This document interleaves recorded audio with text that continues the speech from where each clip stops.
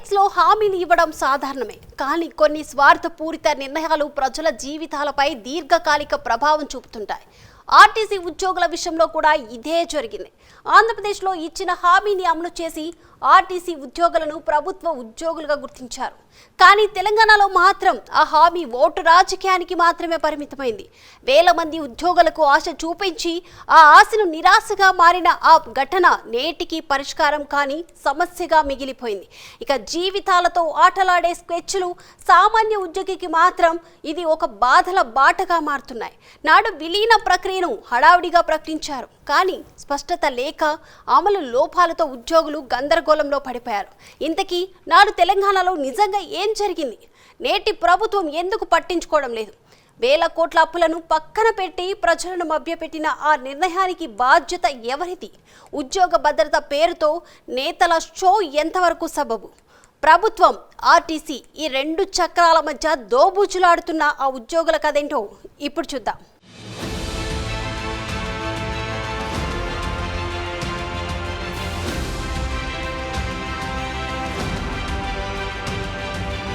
Road రవాణా సంస్థ అంటేనే ప్రజాసేవలో ప్రభుత్వ పాత్రకు ప్రతిరూపం. మారుమూల గ్రామాల నుంచి పట్టణాల వరకు ప్రజల రాకపోకలకు బస్సు చక్రాలే ఆధారం. ప్రైవేటు దోపిడీకి అడ్డుకట్టగా ఆర్టీసీని నడుపుతూ ప్రభుత్వాలు ప్రజలకు నేరుగా ఉద్యోగాలు కల్పిస్తున్నాయి. అంతేకాదు ఆర్టీసీపై పరోక్షంగా ఆధారపడే వేలాది కుటుంబాలకు జీవనాధారం కూడా అందుతోంది. బస్ స్టేషన్లోని చిన్న వ్యాపారాలు, టీ స్టాల్స్, పుస్తక విక్రేతలు వీరంతా ఆర్టీసీ ఎకోసిస్టంలో భాగమే. గ్రామీణ ప్రజలకు ఆర్టీసీ బస్సులే ప్రధాన రవాణా మార్గం. ఆదాయం కన్నా సేవే లక్ష్యంగా ప్రభుత్వాలు ఈ సేవలను కొనసాగిస్తున్నాయి. గతంలో ప్రత్యేక కార్పొరేట్ బోర్డు ఆధ్వర్యంలో నిర్వహించబడిన ఆర్టీసీలో ఉద్యోగుల నుంచి కార్మికుల వరకు క్లాస్ వారీగా జీతాలు చెల్లిస్తూ సమాన నిబంధనలతో నడపబడింది. ఆర్టీసీలో కలిగే నష్టాలను ప్రభుత్వమే భరిస్తూ ప్రజాసేవకు అంకితంగా నిలుస్తోంది.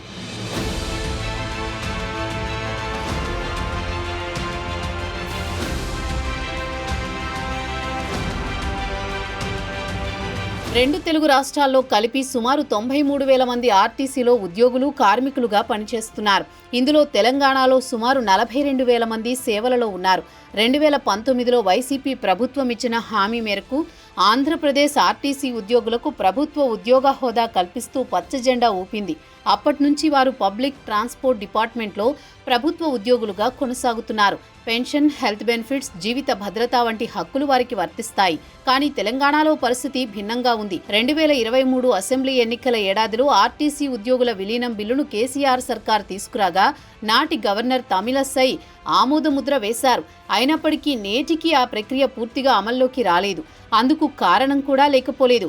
నాటి బిల్లులో ఈ రోజు నుంచి చట్టం అమలు అంటే పాయింటెడ్ డే అన్న వాక్యం లేకపోవడంతో ఉద్యోగుల భవితవ్యం పట్ల స్పష్టత లేకుండా ఓటు బ్యాంకు రాజకీయం హడావిడిగా చేపట్టిన ప్రక్రియగా అది మిగిలిపోయింది. ఆర్టీసీ ఉద్యోగుల ఆశలు, ప్రభుత్వ మౌనం మధ్య చిక్కుకున్న వాస్తవం ఇది.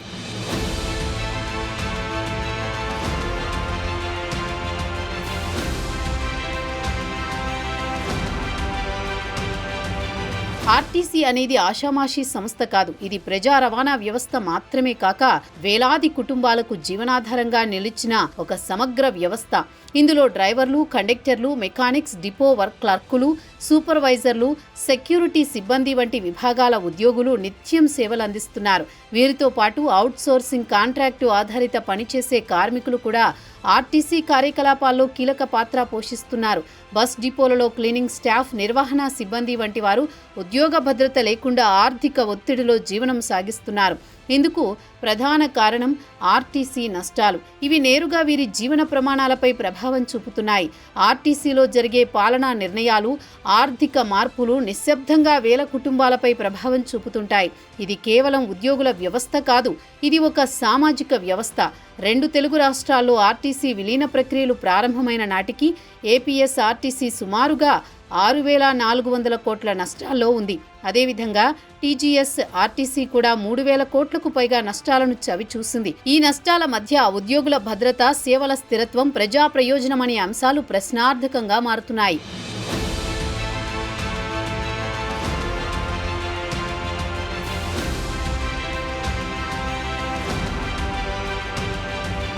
బీఆర్ఎస్ అధినేత కేసీఆర్ రెండోసారి అధికారంలోకి వచ్చిన తర్వాత పాలనలో ఓ విధమైన నియంతృత్వ ధోరణి కనిపించింది. 2019లో ఆర్టీసీ ఉద్యోగులు తమ హక్కుల సాధన కోసం 52 రోజుల పాటు సమ్మె చేపట్టారు. ఇది తెలంగాణ కార్మిక చరిత్రలో నిలిచిపోయిన ఓ విషాద గాథగా మారింది. కానీ అప్పటి ప్రభుత్వం ఉద్యోగ సంఘాల ప్రభావాన్ని తగ్గించేందుకు కొత్త ఆలోచనలకు తెరతీసింది. ఆర్టీసీని భారంగా భావించిన పాలకులు ప్రైవేటీకరణ దిశలో ఆలోచనలు సాగించారు. ఒక దశలో ఎస్మార్ట్ చట్టాన్ని అమలు చేయడానికి కూడా సిద్ధమయ్యారు. అయితే రాజకీయంగా ఇబ్బందులు తలెత్తే అవకాశం ఉందన్న ఆలోచనతో తక్షణ చర్యలు తీసుకోవడంలో వెనుకంజ వేశారు.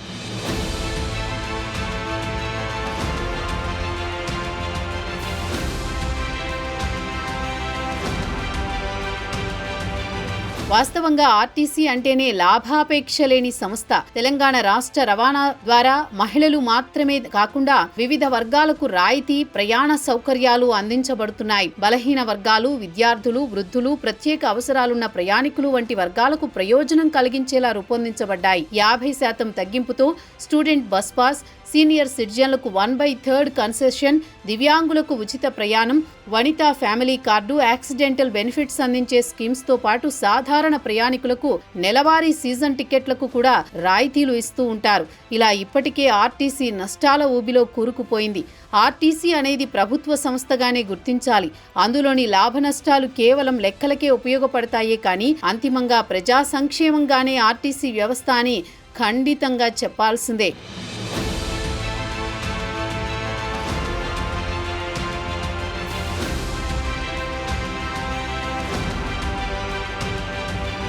ఎన్నికల వేళ ఆర్టీసీ ఉద్యోగులను ఆకట్టుకునేందుకు గత ప్రభుత్వం విలీన ప్రక్రియను తెరపైకి తీసుకువచ్చింది. ప్రభుత్వ ఉద్యోగ హోదా కల్పిస్తే ఒక్కో ఉద్యోగిపై సగటున 10,000 నుంచి 15,000 వరకు అదనపు ఖర్చు ప్రభుత్వానికి భారమవుతుంది. ఇక్కడే గత పాలకులు వ్యూహాత్మకంగా వ్యవహరించారు. గతంలో ఆర్టీసీ ఉద్యోగులపై ఉక్కుపాదం మోపిన నాటి కేసీఆర్ ప్రభుత్వం 2019లో 54 రోజుల సమ్మెను ఎదుర్కొన్న సమయంలో సమ్మె చేస్తున్న ఉద్యోగులను తిరిగి తీసుకోం అనే స్థాయిలో కఠినంగా కేసీఆర్ వ్యాఖ్యానించారు. అప్పట్లో ఈ మాటలు పాలనా ధోరణిపై తీవ్ర విమర్శలకు దారితీశాయి. ఆ సమయకాలంలో 36 మంది ఆర్టీసీ ఉద్యోగులు ప్రాణాలు కోల్పోవడం, కొంతమంది ఆత్మహత్యలు చేసుకోవడం వంటి విషాద ఘటనలు చోటు చేసుకున్నాయి. కానీ అసెంబ్లీ ఎన్నికల నాటికి కేసీఆర్ తన తీరు మార్చుకున్నారు. ప్రభుత్వ ఉద్యోగులుగా మారుస్తూ నిర్ణయం తీసుకున్నారు. కానీ పాయింటెడ్ డే అనేది మెన్షన్ చేయకపోవడంతో విలీన ప్రక్రియ మాటలకే అన్నట్లుగా మారింది. ఇదే కదా పొలిటికల్ స్ట్రాటజీ అని విశ్లేషకులు అభివర్ణించారు.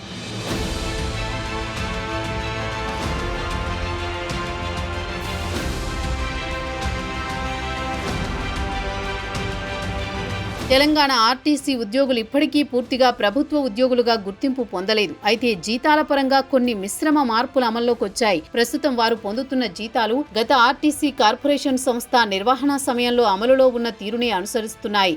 ఇటీవల ప్రభుత్వం పే రివిజన్ కమిషన్ ప్రకారం 21% వేతన సవరణను అమలు చేసింది. అలాగే డిఏ 43.2% వరకు పెంచబడింది. ఇందులో 31.8% డిఏను బేసిక్ పేలో విలీనం చేసి లెక్కిస్తున్నారు. హౌస్ రెంట్ అలవెన్స్ విషయంలో మాత్రం ప్రభుత్వ ఉద్యోగుల తరహాలోనే పెరుగుదల జరిగింది. అయినప్పటికీ ఏపీ ఆర్టీసీ ఉద్యోగుల తరహాలో పూర్తిగా ప్రభుత్వ ఉద్యోగ హోదా తెలంగాణలో కనిపించడం లేదు. పదవీ విరమణ హక్కులు, ఉద్యోగ భద్రత, రెగ్యులర్ స్కేలు వంటి కీలక అంశాల్లో ఇంకా విలీన ప్రక్రియ పూర్తిగా జరగలేదు. ఈ అస్పష్టత కారణంగా ఆర్టీసీ ఉద్యోగులు ప్రభుత్వ హామీలపై ఆశతో ఎదురు చూస్తున్నా అమలులో మాత్రం అనిశ్చితి కొనసాగుతోంది.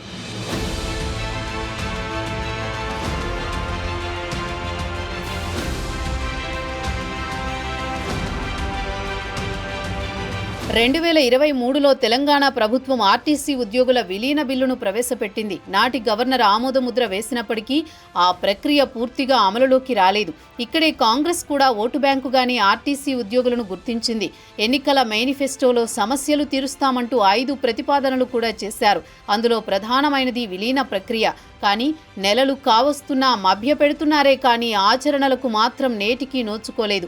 దీంతో రేవంత్ ప్రభుత్వం అధికారంలోకి వచ్చిన తర్వాత ఆ బిల్లుపై స్పష్టత లేకుండా అమలు పూర్తిగా జరగలేదు. ఉద్యోగుల భవితవ్యం పట్ల పాలన అస్పష్టత, నూతన కమిటీల ఏర్పాటు లేకపోవడం, కార్యాచరణ ప్రణాళికలు రూపుదిద్దుకోకపోవడం వంటి అంశాలు ఉద్యోగులను గందరగోళంలోకి నెట్టాయి. తమ హక్కుల కోసం ఆర్టీసీ ఉద్యోగులు పలు కీలక డిమాండ్లను ప్రభుత్వం ముందు ఉంచారు. 2017-2021 పీఆర్సీ అరియర్స్ చెల్లింపులు, విధి నిర్వహణలో అమలవుతున్న సస్పెన్షన్లపై చర్యలు, మరణించిన ఉద్యోగుల కుటుంబ సభ్యులకు బ్రెడ్ విన్నర్ పథకం కింద ఉద్యోగుల రెగ్యులరైజేషన్, 12 నుంచి 16 గంటల పనివేళలపై నియంత్రణ, ట్రేడ్ యూనియన్ హక్కుల పునరుద్ధరణ వంటి అంశాలు ప్రధానంగా ఉన్నాయి. ఈ డిమాండ్లు కేవలం వేతనాల గురించి మాత్రమే కాదు, ఉద్యోగ భద్రత, సామాజిక న్యాయం కోసం సాగుతున్న పోరాటమనే చెప్పాలి.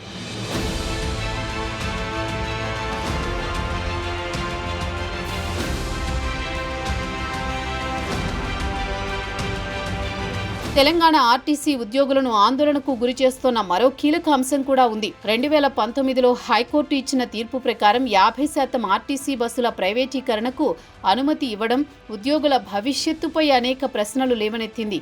అధికారులు ప్రైవేటీకరణ జరగదని హామీ ఇచ్చినా ఉద్యోగులు ఆ హామీలను నమ్మలేని పరిస్థితిలో ఉన్నారు. గతంలో ప్రభుత్వం ఆర్టీసీ ఉద్యోగుల మధ్య ఒప్పందం కుదిరిన 20% హైర్ బస్సుల స్థానం నేడు 50% దాటింది. మరీ ముఖ్యంగా ఎలక్ట్రిక్ బస్సుల పేరుతో ఏకంగా ఉద్యోగుల సంఖ్యను తగ్గించేలా పరిస్థితులు ఏర్పడ్డాయి. కేంద్ర ప్రభుత్వం సుమారు 40% రాయితీని అందిస్తున్న ఈవీ బస్సులను కాంట్రాక్టు రూపంలో రవాణా బస్సులుగా మారిపోతున్నాయి. దీంతో ఆర్టీసీ ఉద్యోగుల బాధలు పట్టించుకునేవారే కరువయ్యారు. ఈ కారణంగానే విలీన ప్రక్రియను పూర్తిగా నేటి ప్రభుత్వం పక్కన పెట్టిందనే విమర్శలు లేకపోలేదు. ప్రైవేటు బస్సుల సంఖ్య పెరుగుతుండడం, టెండర్ ప్రక్రియల్లో పారదర్శకత లేకపోవడం ఉద్యోగ భద్రతపై నేరుగా ప్రభావం చూపే అంశాలుగా మారాయి. ఇదే సమయంలో సంక్షేమానికి పెద్దపీట వేసిన కాంగ్రెస్ ప్రభుత్వం ఎన్నికల హామీల్లో భాగంగా మహిళలకు మహాలక్ష్మి పథకం కింద ఉచిత బస్సు ప్రయాణాన్ని అందుబాటులోకి తీసుకువచ్చింది. విపక్షాల కంటి మీద కునుకు లేకుండా చేస్తోంది. జీరో ఫేర్ బస్ టికెట్ పథకం women development and child welfare department ద్వారా నిర్వహిస్తోన్న ఈ స్కీమ్ ద్వారా ఇప్పటి వరకు సుమారుగా 200 కోట్లు జీరో టికెట్లు జారీ అయ్యాయి. అంటే ఏడాదికి సుమారుగా 4,400 కోట్లు ఆర్టీసీ ఆదాయం కోల్పోయినట్లు గణాంకాలు సూచిస్తున్నాయి. అయితే ఈ నష్టాన్ని ప్రభుత్వం ప్రజా సంక్షేమం కోసం పెట్టుబడిగా చెబుతోంది. ప్రతి 3 నెలలకు అధికారులు లెక్కలు సమర్పిస్తే ఆర్థిక శాఖ ఆ నష్టాలను భర్తీ చేస్తూ వస్తోంది. ఈ అంశాలన్నిటి మధ్య ఆర్టీసీ ఉద్యోగుల్లో జాబ్ గ్యారంటీపై మరింతగా ఆందోళన పెరుగుతోంది. తెలంగాణ ఆర్టీసీని ప్రభుత్వంలో విలీనం చేయడంపై నాడు గవర్నర్ ఆమోదించిన బిల్లుకు సంబంధించి తీవ్ర చర్చలు చోటు చేసుకున్నాయి. చర్చల దశలోనే వేలాది మంది ఆర్టీసీ ఉద్యోగులు రాజ్భవన్ను ముట్టడి చేయడం ద్వారా తమ అభిప్రాయాన్ని వ్యక్తపరిచారు.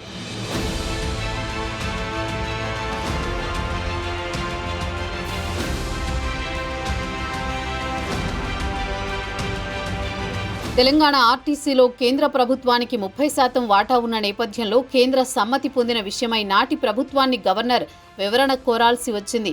సంస్థలో పనిచేస్తున్న శాశ్వత, తాత్కాలిక ఉద్యోగుల సంఖ్యను కేటగిరీల వారీగా, డిపోల వారీగా పూర్తిగా వివరాలు అందించాలని గవర్నర్ సూచించారు. కాంట్రాక్టు, క్యాజువల్, ఇతర ప్రాతిపదికన పనిచేస్తున్న ఉద్యోగుల గణాంకాలు కూడా కోరారు. తాత్కాలిక ఉద్యోగుల భవితవ్యంపై తీసుకునే చర్యలు వివరాలు, అలాగే ఆర్టీసీకి చెందిన భూములు, భవనాలు వంటి స్థిర చరాస్తులు కార్పొరేషన్లోనే కొనసాగుతాయా లేక ప్రభుత్వం వాటిని స్వాధీనం చేసుకుంటుందా అనే అంశంపై స్పష్టత కోరారు. బస్సుల నిర్వహణ బాధ్యత ఎవరిది? ఉద్యోగుల, ప్రభుత్వ ఉద్యోగులుగా మారిన తర్వాత ఆపరేషనల్ బాధ్యత ఎవరిది అనే కీలక ప్రశ్నలను కూడా గవర్నర్ లేవనెత్తారు. ఇంత జరిగినా నేటికి విలీన ప్రక్రియ ముందుకు సాగకపోవడంపై ఉద్యోగులు ఆందోళన వ్యక్తం చేస్తున్నారు.